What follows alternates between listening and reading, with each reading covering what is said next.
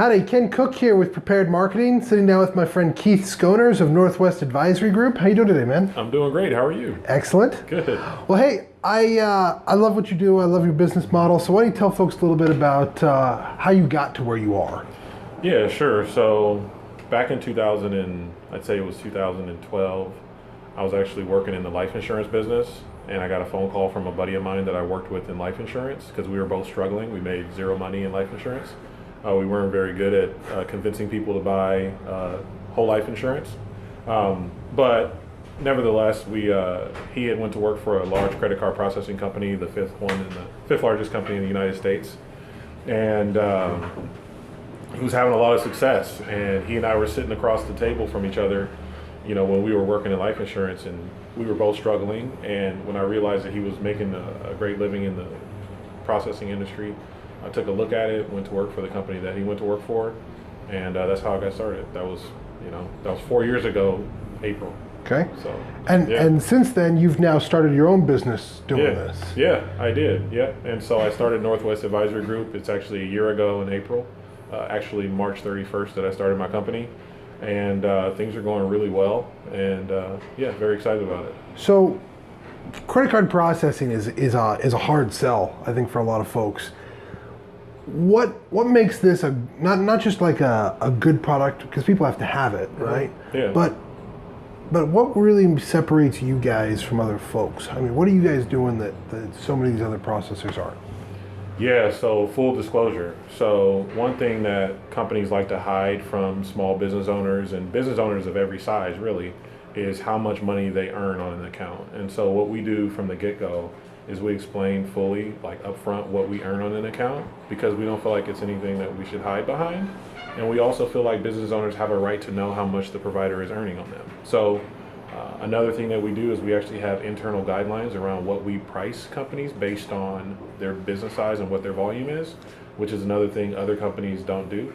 So you'll see that companies, like a small business owner that's working with one of the large providers, you know, if there's two different restaurants in the same community, you'll see where they're charging one 0.5% and they're charging another one, 0.75% or 1%, just because the culture in the credit card processing industry is one of how can we charge as much as we can get away with versus, hey, these two businesses are the same business, they have the same average ticket, they really process the same amount of sales every year.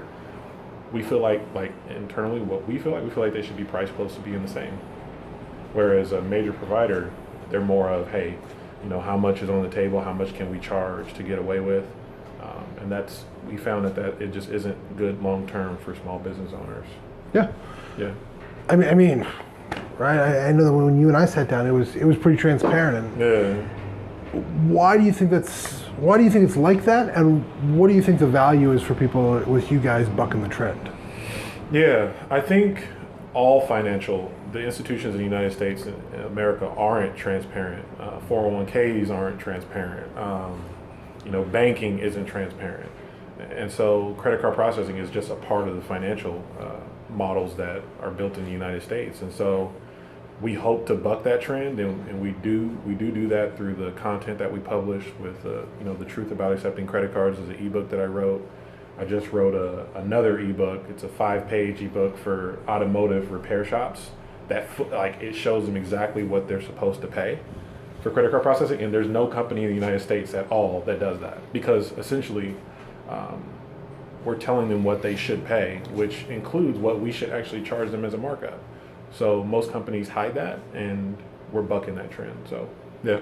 So how are you bringing value into this industry? I mean, small shop. What do you do, and how? You know what I'm saying? Like how are you fighting this big trend? Yeah, that's a really good question. So when I worked for the 5th largest company in the United States, the culture was one of acquire clients as fast as possible while turning the people that you serve over to an 800 number. So we don't have an 800 number, and we don't turn our customers over to an 800 number because we feel like business owners we feel like they deserve to be catered to, and that's what we do at our organization. And so we don't turn them over to 800 numbers. We have those as a backup if we need them, but that's one way we're bucking the trend. Another way that we're bucking the trend is that we only acquire clients at a pace that's healthy for great customer service. And so even though we're a small, nimble shop, we work with some of the largest companies in Portland, Oregon, because they really appreciate the fact that we're not turning them over to some 800 number, to some person that doesn't really have a vested interest, who's never been on site, who's never had the conversation around the challenges they've experienced with payments. And that's really what our culture is about. So let's talk about how you acquire customers. Yeah. Right? I mean, this is... Sure. What is your guys' process? How did you get that process in place? Process. Yeah, right. Man, there really isn't, there's really not a process other than some business networking, but also having great relationships with the clients that I've served over the past 4 years. So I've worked really hard to create strong relationships with the people that I've done business with, but even the people that didn't say yes, right, to the last company that I went to work for. And so it's been all through business networking and personal relationships that we've built our business. So talking to folks who are trying to build a business, right? Mm-hmm. I mean, I built a business, you're building a business. Yeah.